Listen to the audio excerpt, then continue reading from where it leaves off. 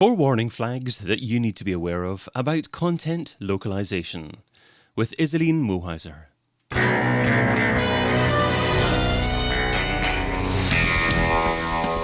In Search SEO podcast is brought to you by Rank Ranger, the all-in-one SEO platform that helps scale your business through data and analytics. Hey, it's David. Does your website offer translated, localized versions of content, targeting different countries around the world? If so, you need to be aware of a few warning flags that may mean that your localized content isn't performing as well. That's what we're going to be discussing today with an international SEO consultant who prefers one-to-one discussions to hanging out at conferences. She's the co-founder and co-host of the SEO Nerd Switzerland community and founder and host of the podcast and job board Work in SEO. A warm welcome to the In Search SEO podcast, Isaline Muelhauser. Hi, David. Thanks for having me. Hey, Isaline, great to have you on. Well, you can find Isaline over at pilia.ch. I pronounced that correctly, didn't I? Yes, that's correct. That's great. Okay, great stuff. Yeah, pilea.ch. So, Isaline, why is content localization such a challenge? Mostly because people, they take lots of time to create content and optimize the number first language, which I usually call the original language. And then they think that because they spend so much time optimizing that part of the website, it's going to be easy for the rest. But they forget that actually you can't fix that with hreflang tags, and you're actually going to have to dig into the content. Yeah, absolutely. And you can, of course, just translate. I'm reminded of a few stories from Michael Bonfils, who's really good at international SEO as well. And he talks about you need to really get someone locally in there who completely understands the idioms as well as the language itself. So the informal phraseology that is likely to be used in another language as opposed to just direct translations. I see you're nodding and agreeing with that there.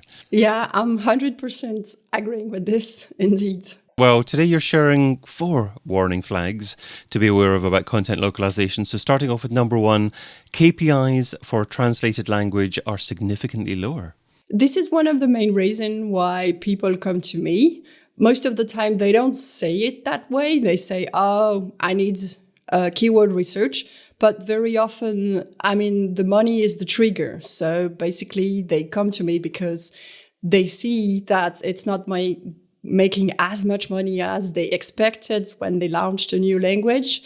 And for the ones who come to me without having a clear view of the KPI of the translated language, I'm asking them to really have separate dashboards. So for me, that's the first thing. You should have separate dashboards for the different languages. And if you have a separate dashboard inside Google Analytics you're talking about? Yes. I would say not only Google Analytics, but also the Search Console. So I would say a Data Studio dashboard or whatever you're using, but you should separate the languages. And also, in case the languages has several countries and you're targeting one country, so French for France, also separate the country, like filter the data. So usually this is the first flag, is where you see that your KPIs are significantly lower. And when I say significantly lower, also keep in mind that there is a proportions of the population. So if you, like in Switzerland, the French part is 20% of the people. So basically they are lower, but you have to take into account that there are less people. So when I say significantly lower, do not look at absolute number, but filter the data and look at smart numbers, think about how many people, how big is your target? Because obviously if it's smaller than your first language, obviously it's going to be lower, but how significant is it? So are you also talking about significantly lower from a conversion rate perspective? So if you just translate your site into another language, you should actually expect lower conversion rates. Well, no, that's the thing, is very often people focus on translating the content of the website and they think about the articles and the content like on the page, on the on page, but they forgot about the architecture content. And very often buttons, for instance, in English, you have lots of verb and noun that are interactive and which are the same, like search or look. And in French or in German, this would be two different words. So the thing is, if a human is not looking at the translation, you might end up having on your button the noun, which is not interactive. So like very often the button, they don't have this intention of the user doing an action because like the machine did it because someone translated the contents but did not translate the actual architecture and the button and the links. So what I call the interaction language is missing. So this is one of the things you need to check that, of course, everything that is typically SEO works well. Like in the search console, you have the right keywords indexed for the right pages and so and so. But also, are people actually converting? Because that's the other thing. Sometimes you can have visibility, but you struggle to have the actual money, the conversion. So you need to think about the content that's going to drive traffic, but also the content that is not driving traffic, but is helping to convert and to basically get money in your company. And very often this content is forgotten. So I mean the buttons, everything that's interactive on a website is important, but also, and that's very important, everything about the conditions of an activity, especially on e-commerce websites, the conditions and the FAQ and these kind of things, which do not attract traffic, they are not well translated and people lack trust. Because like you read FAQ and you don't understand what are the conditions, like you are not converting. So that's two things, really looking at the KPI and also not forgetting everything that's not, I would say, properly SEO, because not attracting traffic, but nevertheless very important for the business. Okay, so a blend of UX here as well. So if I have an English-speaking website and I want a presence in the French-speaking part of Switzerland, what would be the best way of go about doing it in a reasonably cost-efficient way, but also trying to ensure that the website actually converts once it's translated and localized, I should say, rather than translated? Are there specialist firms to go to? Is it sufficient to use an outsourced website like Upwork to actually find someone locally in that country to check things over? Definitely. So you have basically, I would say, 4 levels of works. So you have the actual translation that can be done with the robots or that can be done with a human. You can optimize your translation with an SEO just by like really adding keywords and stuff. And then you have the copywriting step where you have an actual human localizing the language. Obviously, having a human, a copywriter doing the work is going to be expensive. So the first thing you have to do is organize all of your URL and your content in order of priority. And you need a plan, because probably you're not going to be able to localize everything at once. But what you need is a plan, like over 12 or 20 months, to know what you're doing and not randomly localizing some parts of the website, but really starting. I would say first thing what you should do is checking if you have an e-commerce, like what is the most important category for that market.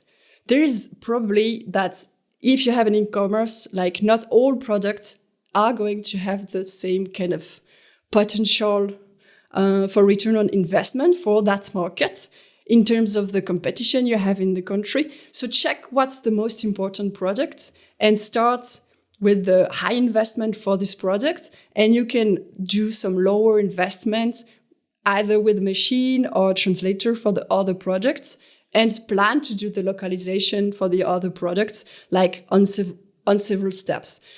But then it means that you can have a really good overview of your expected return on investment and really manage the expectations of the stakeholders and telling them, okay, this is what you invested for this product. That's what you can expect. This is what you invested for these products. So don't expect too much about this. And number 2 of your warning flags is website receives traffic from another country that's not in your intended market.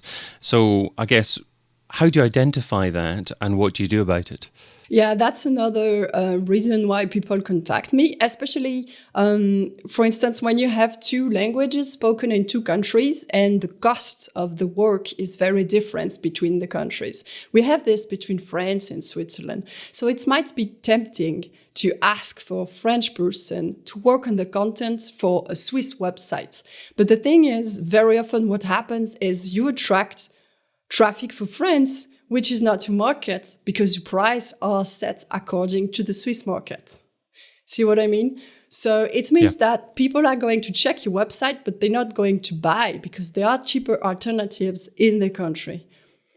So that's a big flag that you can see also in your KPI. Like if you filter the country in French and you see that when you filter out the countries that you're not interested in, well, you don't have that much traffic. That's a big red flag that your content is not localized.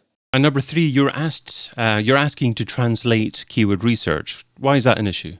People really ask me, oh, can you translate this keyword research? And mostly my answer is, if you need to translate your keyword research, ask a translator and export the data from Href. You don't need an SEO specialist to translate a keyword research. But if you want to know about the opportunities in this country, then I can do for your keyword research and apply it to your topics and do a URL mapping for your website. So don't ask to translate. You don't need an SEO specialist to translate a keyword research, because an SEO specialist is usually more expensive than a translator. So mostly decide if you want a SEO to look at the opportunity that you can later apply to your topics and your blog post and your URL. Or if you want a SEO specialist to just find the best possible alternative for this URL. Or if you want a specialist to translate like a content brief, but don't ask to translate a keyword search. The risk, if you just translate a keyword search, like when I translate, my process is different. When I translate, I look for the better alternative and I provide an alternative, even though the search volume might not be interesting. And I let on the sides all the topics that are interesting in my country, but are not existing on the current website. When I do a keyword search, I look for all opportunities and I can flag, like this is a topic in Switzerland which doesn't exist on your website yet. So it would be interesting for you to create content, even though this content is not meant for your original language. So the process are very different and the deliverable as well are very different. So basically, I advise any SEO specialist to not agree on translating a keyword research, because I have seen that it creates issues in the client's expectations, because then they check and they're like, oh, there was this opportunity and you didn't tell me. And I'm like, yes, because you asked me to translate and I translated. Absolutely. I guess just translating is a massive potential issue, because you're not necessarily identifying every single keyword phrase that's relevant for that local market. Exactly.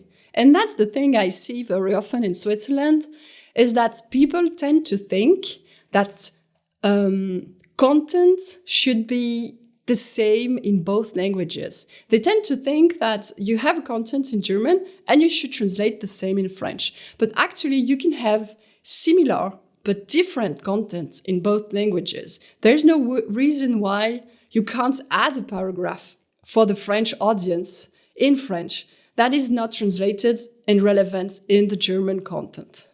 I mean, if your audience needs that, just provide it if it's relevant in the topic, even though it's not existing in the original language. That's totally okay. Good point. Yeah, it's not just for search engines, it's for actual people as well. They're much more important than search engines sometimes, a lot of the time.